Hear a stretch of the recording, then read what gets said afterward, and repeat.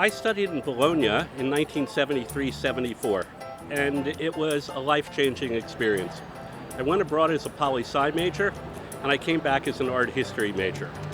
It set the direction that I would take for the next 50 years. I went to graduate school afterward. I went to the National Gallery in 1978. I have given over 8,000 tours and lectures at the National Gallery to 250,000 people.